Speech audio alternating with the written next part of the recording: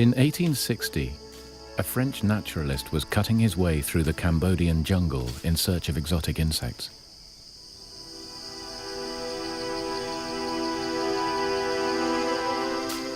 Henri Mouot suddenly came across the last thing he was expecting: a massive complex of stone temples. Mouot had stumbled across one of the world's most astonishing and enduring architectural feats: the 900-year-old remains of Angkor Wat. But who built these vast, sophisticated temples? Why construct them deep in the jungle, only to abandon them? At first, there were no answers. Then, an amazing eyewitness account from the 13th century emerged in China. The author describes the great Temple of Angkor, a fantastic citadel, and its resourceful inhabitants. How could this be true? The evidence was scant. Now science is providing unexpected proof. Archaeologists are applying the latest techniques to reveal the mysteries of Angkor. And radar images from space reveal that Angkor was much bigger than originally imagined. A vast city, the size of London. Scientists now know that Angkor Wat was just a small part of one of the largest and most sophisticated cities in the world.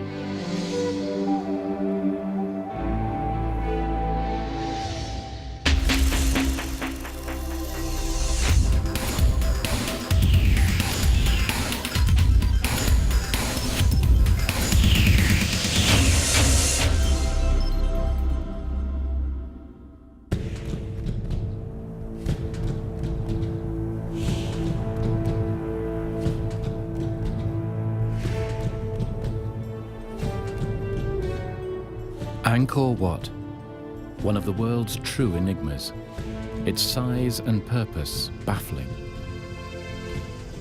Larger than any cathedral, it is truly one of the greatest structures ever built. Its towers, shaped like lotus flowers, were raised 100 years before the Cathedral of Chartres in France. The buildings are laid out on a vast scale, stone shrines ascending one upon the other as if reaching for the heavens.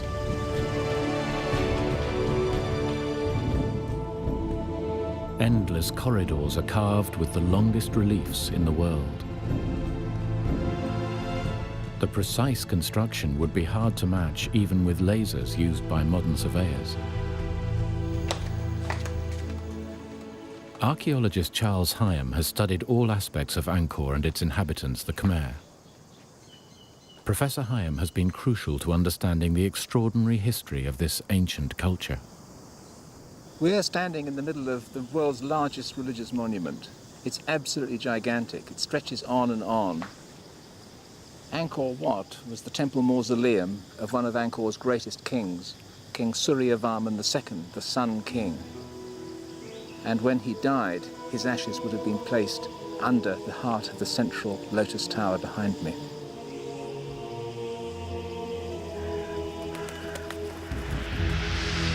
Angkor Wat, meaning Holy Temple, is symbolic in every way.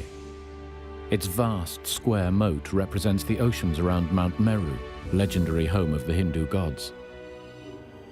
When Henri Mouot stumbled across Angkor in 1860, he wrote, "One of these temples, a rival to that of Solomon and erected by some ancient Michelangelo, might take an honorable place beside our most beautiful buildings.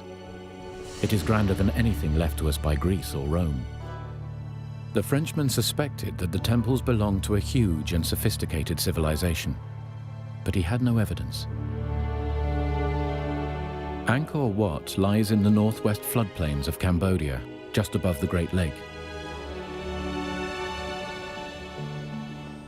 When Mouot discovered it in 1860, only a handful of Buddhist monks and local villagers lived around the ancient site. None of them knew how Angkor Wat had evolved or who had built it. Legend had it that the Great Temple had built itself. Some said that it had always been there.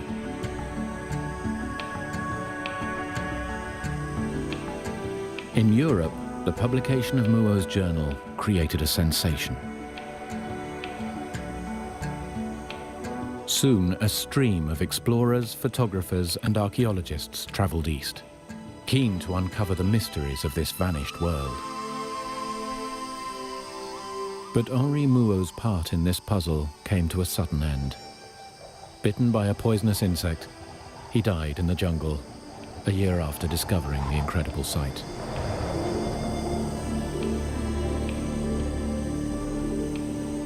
As early explorers began to strip away the jungle, they discovered even more temples. The walls of the vast monuments were covered in intricate carvings. These reliefs illustrate legends of an ancient culture and its religion. The sandstone sections were carved in place. They would have taken the artists decades to complete. Inscriptions here are written not only in an ancient Cambodian language, but also, mysteriously, in Sanskrit, the priestly language of the Hindus. One of the great breakthroughs has been the translation of the entire corpus of Angkorian inscriptions by a French scholar, Georges Sedez, in 7 thick volumes. And so, bit by bit, the actual internal history of Angkor has been unravelled, and that's been absolutely critical.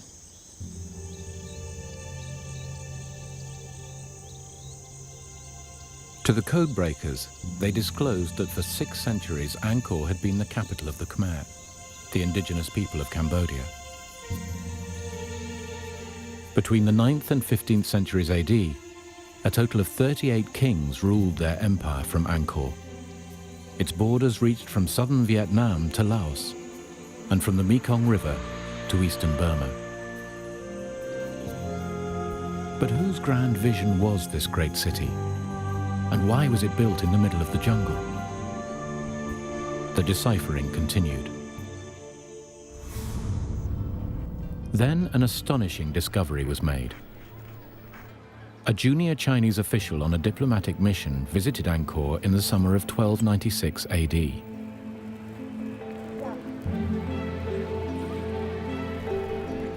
During his year-long visit, Zhou Daguan kept a journal. His diary tells of a major civilization, a capital much bigger and more developed than the archaeologists dared imagine. But was Zhou Daguan's account fact or myth?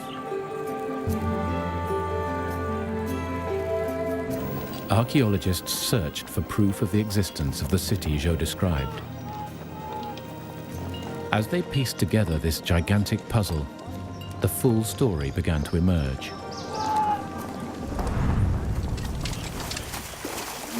For thousands of years, the indigenous people of Cambodia, the Khmer, had cut rice fields from the jungle.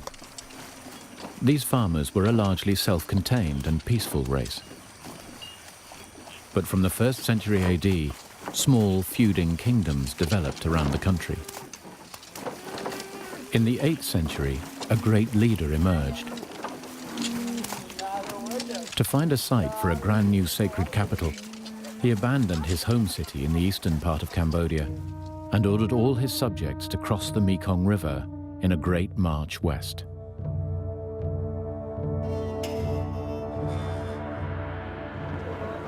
Having conquered his rivals, he chose the lush land between the sacred Kulen Hills and the Great Lake for his new citadel.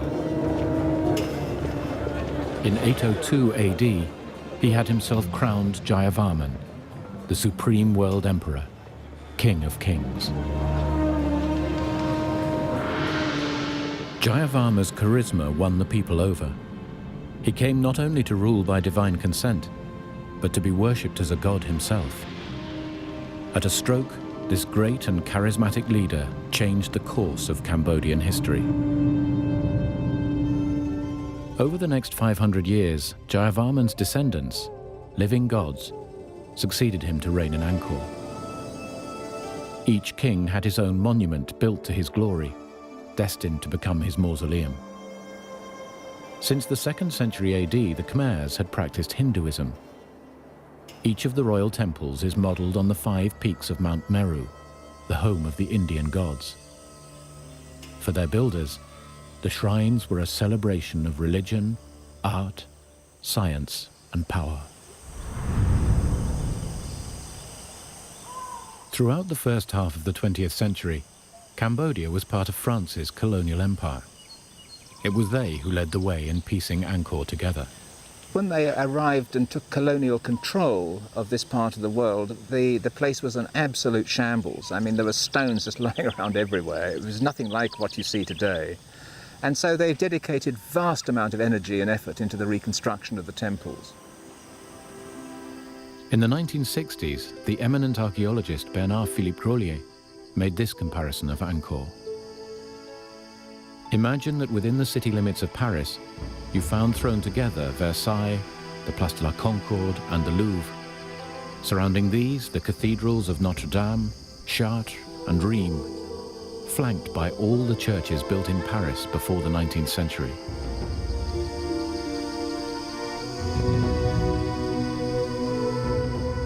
Since Henri Mouot had first discovered Angkor in 1860, much had been learned about its history. But almost nothing was known about the culture responsible for these incredible monuments.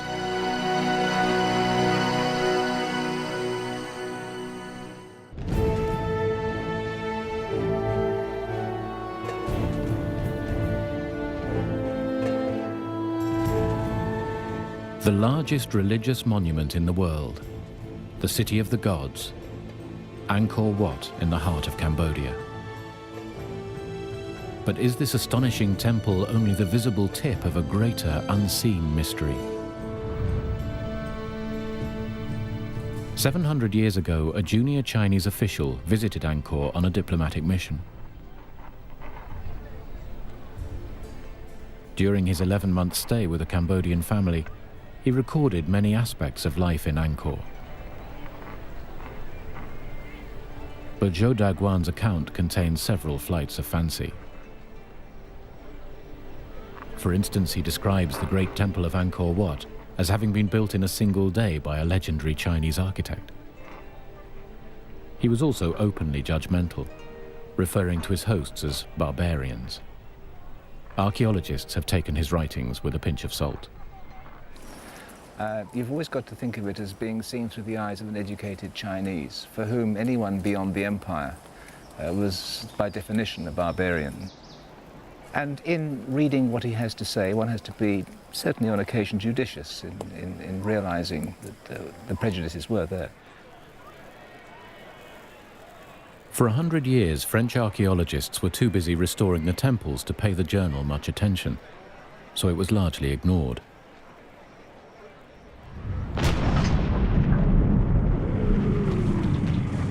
Then, in the 1970s, the murderous regime of Pol Pot stopped all work at Angkor. His army of communist revolutionaries, the Khmer Rouge, laid thousands of landmines around the site, rendering it off limits for years.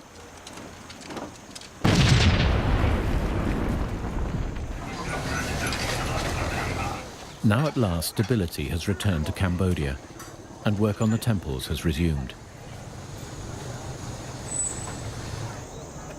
Today, Angkor has World Heritage Site protection, with a dozen countries funding archaeological research.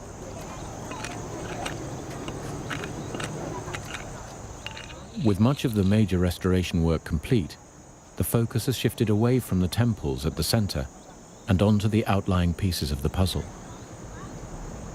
Just north of Angkor Wat, an 8-mile wall encloses the remains of several magnificent stone temples.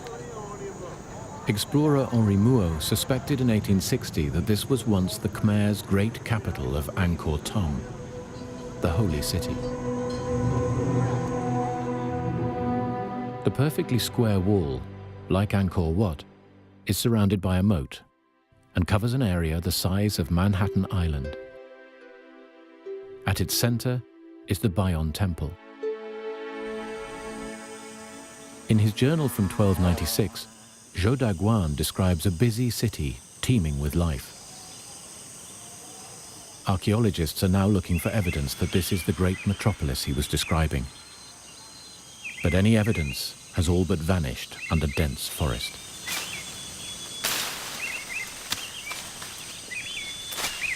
In the last 2 years, archaeologist Jacques Gaucher has started to excavate the interior of the walled city.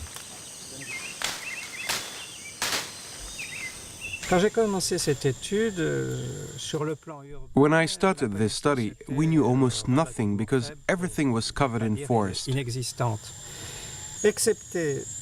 The only surviving features were the stone temples and the foundation of a royal palace, but we knew nothing of the rest of the 900 hectares within the city wall. For a while, it seemed that Gaucher was fighting a losing battle, but his persistence is at last producing results. After 2 years of very difficult research, we've at last begun to build an impression of this city. Gaucher is plotting thousands of coordinates onto an ever more detailed map of Angkor Thom. He is now able to trace an intricate grid system of canals and roads, together with the sites of thousands of wooden houses. Back in 1860, when Henri Mouot discovered Angkor Wat, he had suspected that it was just part of a complex city. Zhou Daguan's 13th century journal alludes to a political and religious citadel. Now, at last, archaeologists have enough evidence to bring to life this extraordinary city as it looked 700 years ago.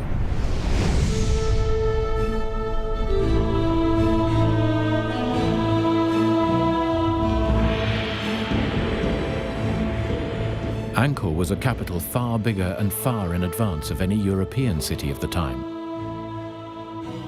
Jacques Gaucher's findings confirm the accuracy of Zhou Daguan's account. What he describes is fact, not fantasy. These are the monuments which have caused merchants from overseas to speak so often of Cambodia the rich and noble. If you are looking for gold lions, gold Buddhas, bronze elephants and bronze horses, this is where you'll find them.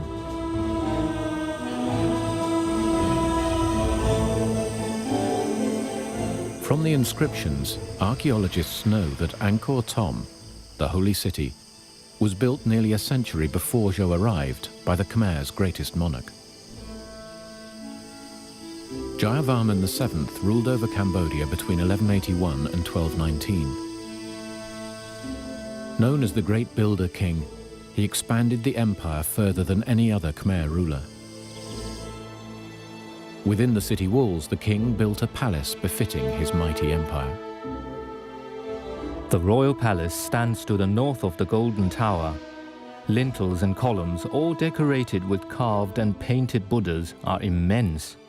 The roofs too are impressive.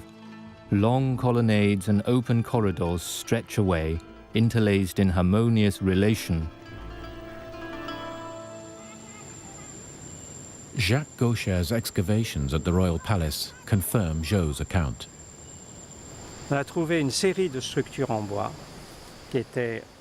We found evidence that this palace was a large area with interconnecting courtyards and buildings. We found holes 80 centimeters in diameter for huge supporting columns. It would have been a very impressive sight. As evidence materializes about the royal palace, the role of the Khmer's rulers, these earthly gods, becomes clearer.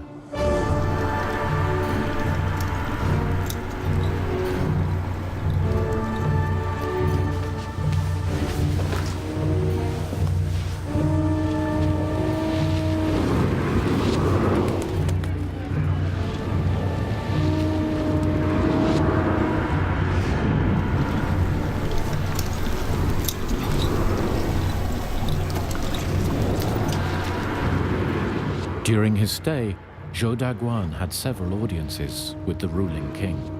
Every time I was admitted to the palace for an audience with the king, he came forward with his chief wife and took his place in the embrasure of the golden window in the main audience hall.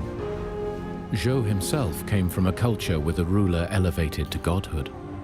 The Chinese approved of the Khmer's devotion. These people know what is due a king. The king topped a social pyramid that stretched down to the lowest peasant. The monarch's potency showed itself in a legend Zhou Daguan relates. Out of the palace rises a golden tower, to the top of which the ruler ascends nightly to sleep. It is common belief that in the tower dwells a genie, formed like a serpent with 9 heads, which is lord of the entire kingdom. Every night, the genie appears in the shape of a woman with whom the sovereign couples. Should the genie fail to appear for a single night, it is a sign that the king's death is at hand. If the king should fail to keep his tryst, disaster is sure to follow. Well, I'm not sure about that. He would have been a fine king had he been able to do that for any length of time. But what we do know is that it was a practice of the aristocrats to send, and the regional landed gentry, as it were, to send up a woman from their family to be a member of the king's entourage, to become a concubine, which would, in a sense, bind the provinces to the centre in a very physical manner. And it wouldn't be surprising if indeed the king did have a very substantial harem from which to choose. Zhou Daguan notes that the king had 5 wives and a harem of 3,000 women. The king was rarely seen outside the palace, but Zhou describes one such occasion, the New Year festival. As night comes on, the king is besought to take part in the spectacle. The rockets are fired and the crackers touched off. The rockets can be seen from 13 kilometers away. The firecrackers, large as swivel guns, shake the whole city.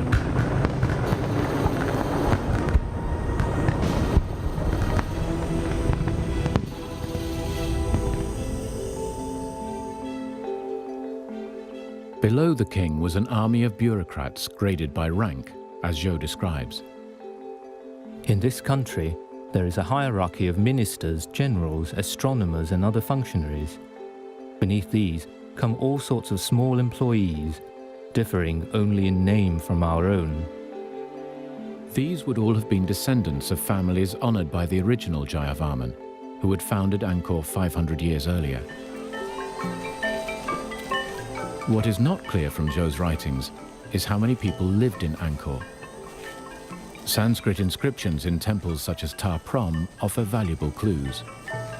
We know that the temple housed at least 12,000 people, including a number of great priests, I think over 650 dancers and various other officiants to maintain the temple and to do the necessary temple duties.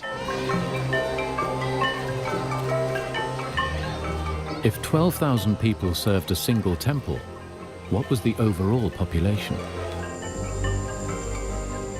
Jacques Gaucher's new research is not yet complete, but it does support an educated guess. To give a number, this city could have been between 80,000, 90,000 and 150,000 people.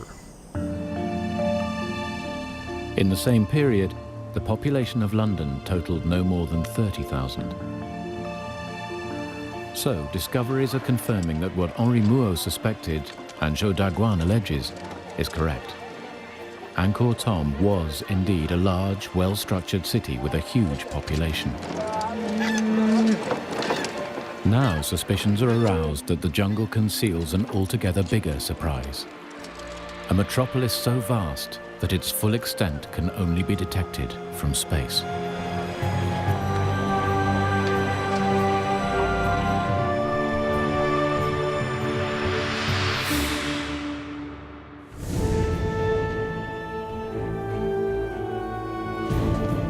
The search for the hidden empire of Angkor was about to take an unexpected turn.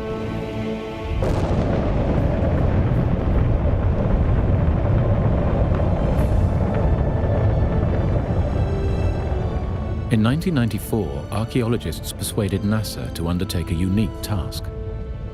The space agency had developed specialist radar to penetrate vegetation.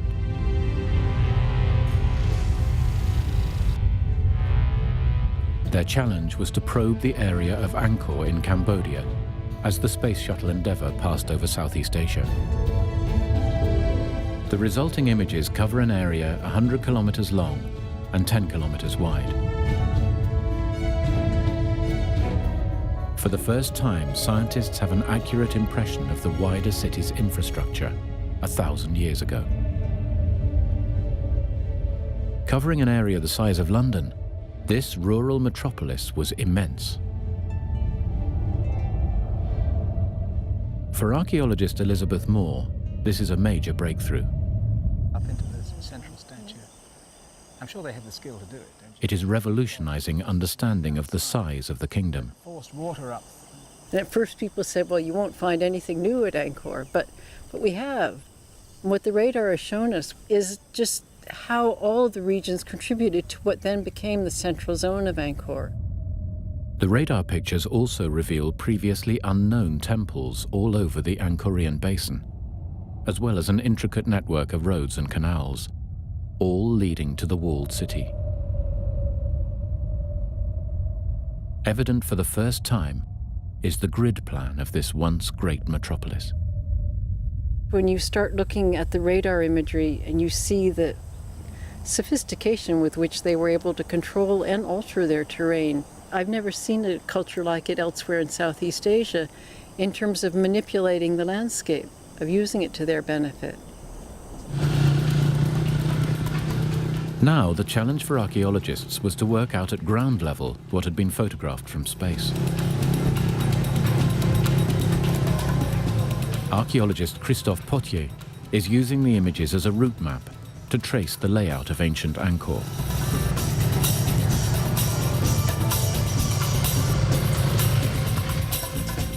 The newly discovered temples were at the center of their own communities. Just like village churches in Europe, they indicate the size of each settlement, showing the true extent of the metropolis.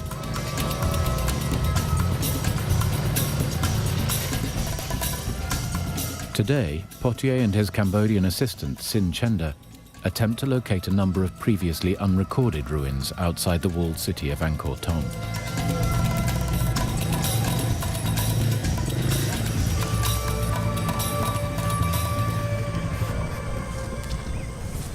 Wow, super.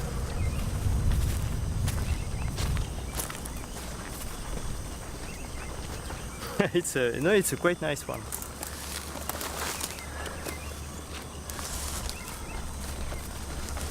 It seems to be a Garuda.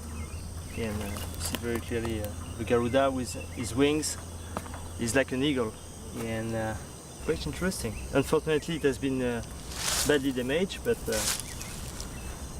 it's nice. And compared to the style, it could be a late 9th century, maybe first part of the 10th. Temples like this would have been the centers of villages housing between 100 and 300 people. Potier and his colleagues have established that the number of temple sites like this in the region runs into thousands, suggesting a massive population. There was a direct relationship between these villages and the royal capital. An ancient inscription persuades archaeologists like Charles Hyam of the link. We know that at least 80,000 or so people from 3,000 villages were assigned to supply all the goods that we needed annually to maintain it in a good condition. Vast amounts of produce and thousands of people would have been transported from the villages. A complex network of roads leading to the center is evident from the NASA pictures. The inscriptions point to the great builder king, Jayavarman. Jayavarman VII was a fantastic builder. Across his whole kingdom, he had roads constructed. He was a great man for infrastructure, one reason being that he wanted pilgrims to go and visit his places. And so he had rest houses built at one day's journey apart. He moved and shaped more stone than every other Angkorian king combined. And he must go down in world history as one of the great builders of all time. If all the outlying temples were connected in one giant conurbation, then Angkor can be acknowledged as a rural metropolis, as big as modern-day London, At its heart, a walled royal enclave the size of Westminster.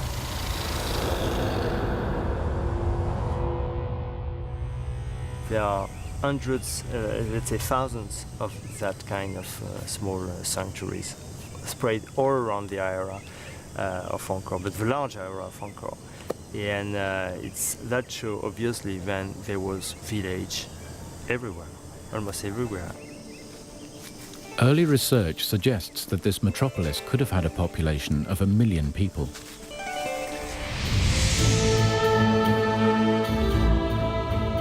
This would make Angkor, at its peak, between the 11th and 13th centuries, one of the largest cities in the world.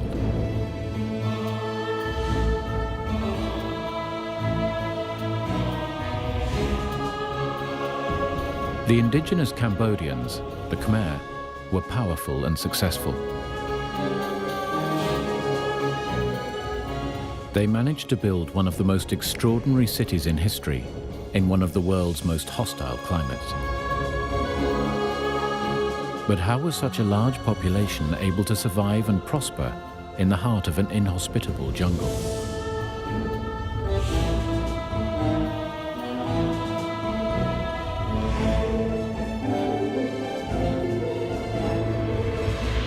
The answer lies in the Khmer's ability to harness their most precious asset. Cambodia has 8 months without rain when rivers become a muddy trickle. Then, for a few months, the monsoon brings floods.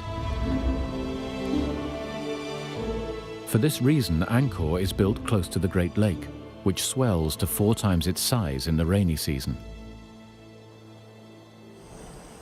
It not only provided precious water throughout the year, but also an inexhaustible supply of fish. Zhou Daguan records, Of all the fish, the black carp is the most abundant.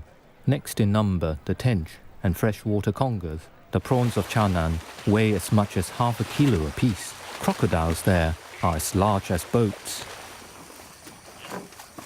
Apart from fish, the staple diet, like most of Asia, was rice.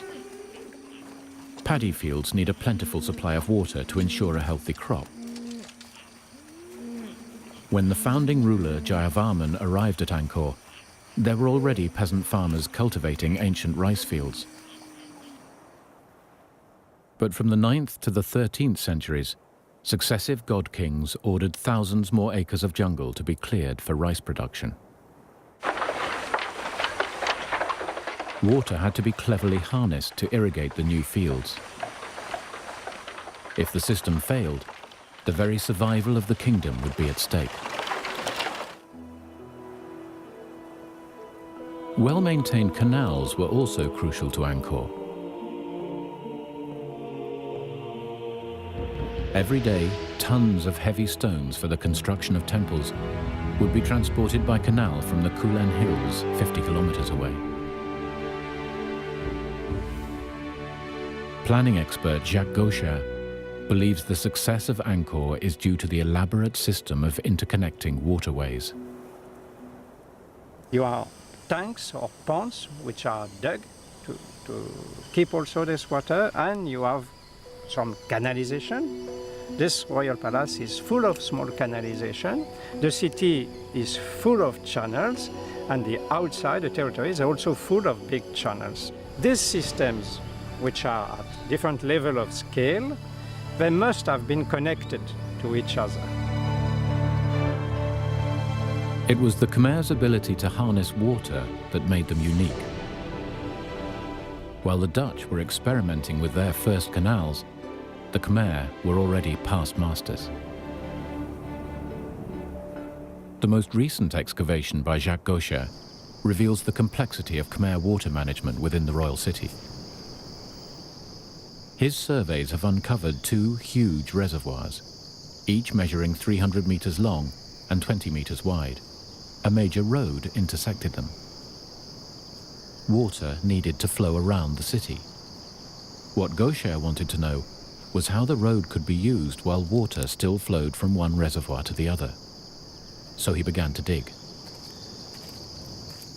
The excavation unearthed a stone dike where the road and reservoirs met.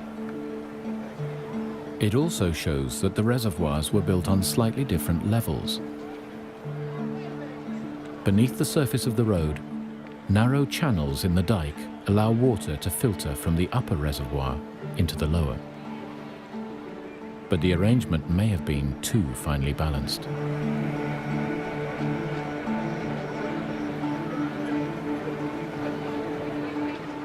Playing at such a scale with the management of water, with such small differences of level, I think the system was quite fragile.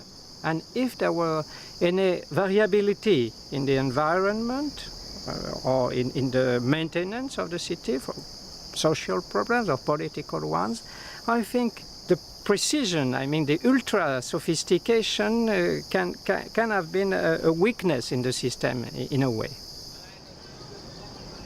This complex system provided water throughout the royal city for drinking, cooking, and even bathing.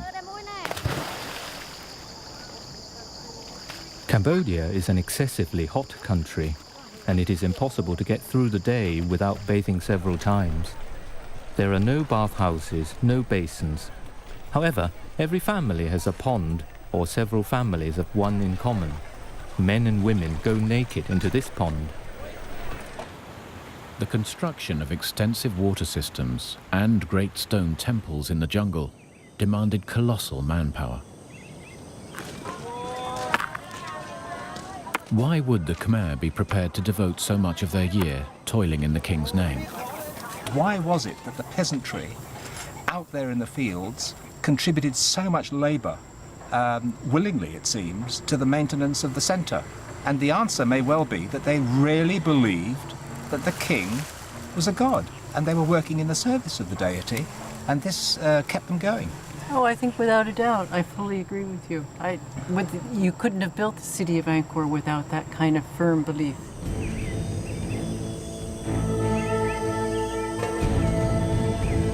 But although the Khmer people dedicated enormous effort into constructing their great city, it was the addition of slave labor that made it possible.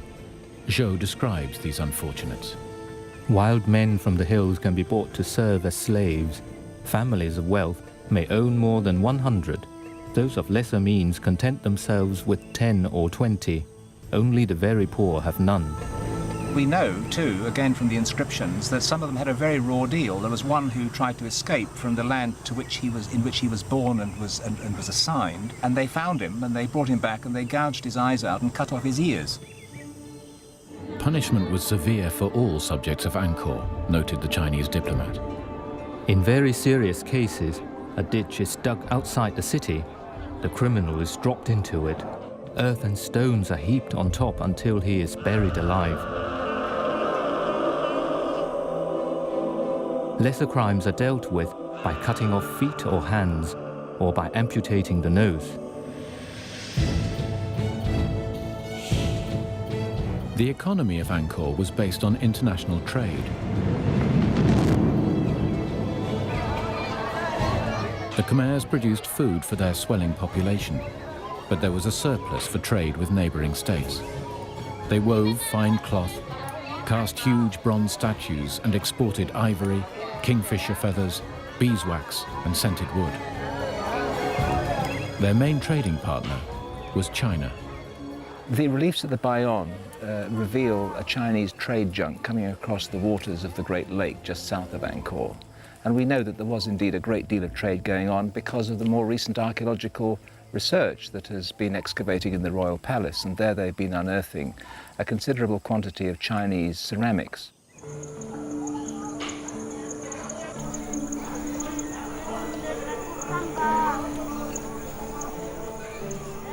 Zhou Daguan's delegation were not the only Chinese in Angkor. In fact, Chinese settlers had been there for years. The Chinese always take a wife here as soon as they arrive, deriving additional benefit from the woman's business skills. In Cambodia, it is the women who take charge of trade. There are no shops in which the merchants live. Instead, they display their goods on matting spread on the ground. Women held positions of power and authority. They owned property, engaged in trade, and even served as bodyguards to the king. But the Chinese interest in Cambodian women was not driven solely by trade. Everyone with whom I talked said that the Cambodian women are highly sexed. 1 or 2 days after giving birth to a child, they are ready for intercourse. If a husband is not responsive, he will be discarded.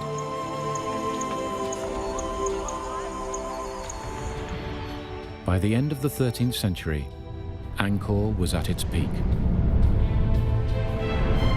A succession of god kings had built this beautiful and astonishing city.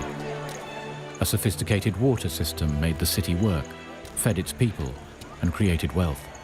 But then, at its very peak, cracks in the system began to appear. Cracks that would lead to the city being abandoned to the jungle.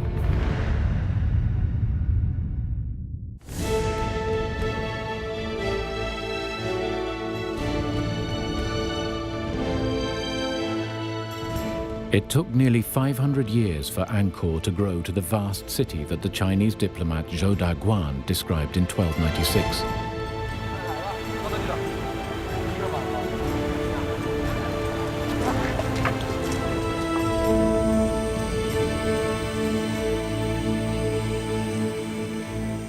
Yet just a century later, the city lay deserted, given up to the jungle. But why? Throughout history, there are few examples of cities being totally abandoned.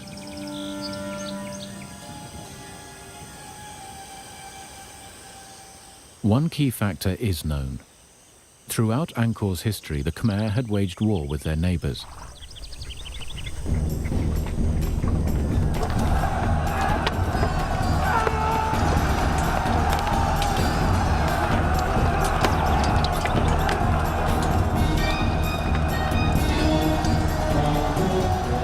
In the early years of Angkor, the Vietnamese Chams were the Khmer's sworn enemies. Most of the temple walls around the capital depict epic battles against the Chams.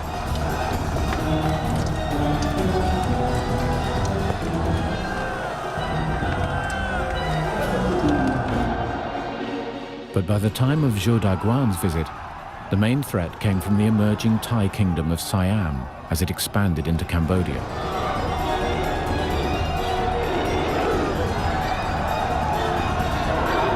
He recounts, Recently, during the war with Siam, whole villages have been laid waste.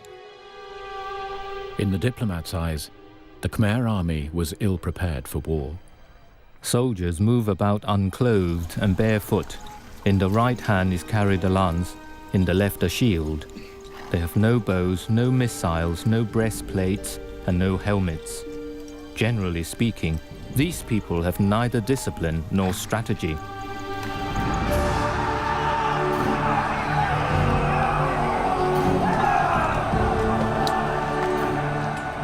Inscriptions show that in 1431, the Thais sacked Angkor.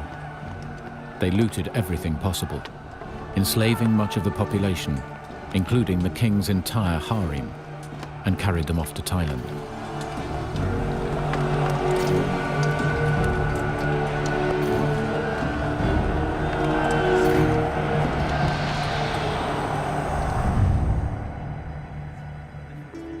Abandoned, the city of Angkor was slowly reabsorbed into the jungle from which it had emerged 5 centuries before. Henri Mouot wrote in 1860, "One must ask, what has become of this powerful race, so civilized and enlightened to create these gigantic works?" The conventional explanation is that the empire's rulers lost their grip on power, and the Thais simply scared them off. But the mystery of Angkor takes another twist. Today, archaeologists believe that there were other factors at work.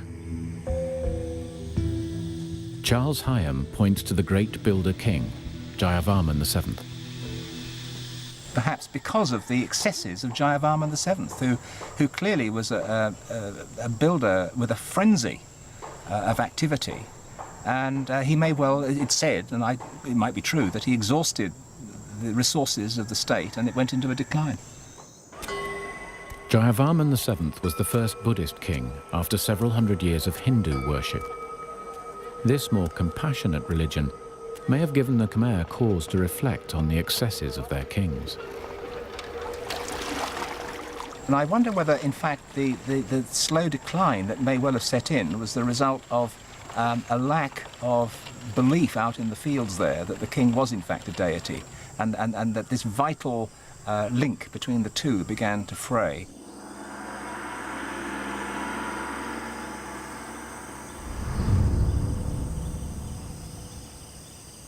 Jacques Gaucher theorizes that while the Khmer's success can be attributed to the harnessing of water, it could also have led to their undoing. Such was the fine balance of nature that if irrigation and the storage of water were not kept up, they could easily fall into disrepair. Le système à ce moment-là devient fragile et on voit très bien. The water system was very fragile because it was so sophisticated.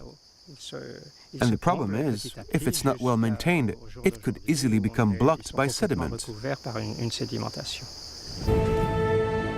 The kings who came after Jayavarman VII were less interested in grand building plans.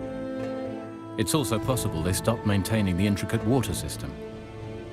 Deforestation was also a likely contributor.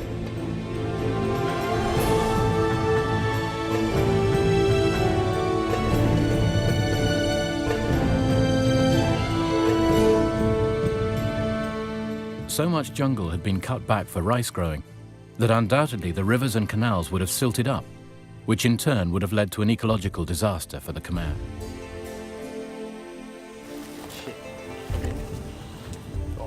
Christophe Potier believes the clues are obvious. The pond is very clear there with the water.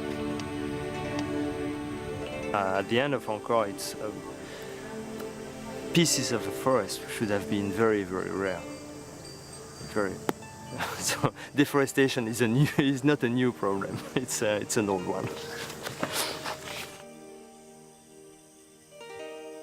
It is most likely that it was a combination of these factors that led the Khmer to abandon their once great city.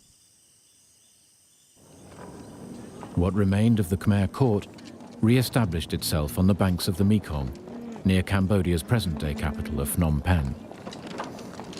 We're not talking about the actual collapse and total demise of a civilization. What happened was that they moved sensibly to the east, down to the Mekong River, and away from the Thais.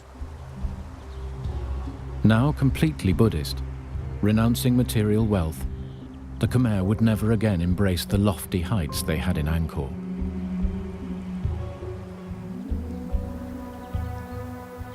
For 400 years, Angkor lay derelict and forgotten, until its rediscovery by Henri Mouot in 1860. Today, Angkor is recognized as a wonder of the world. In Cambodia's new era of stability, archaeologists from around the world continue to make fresh discoveries.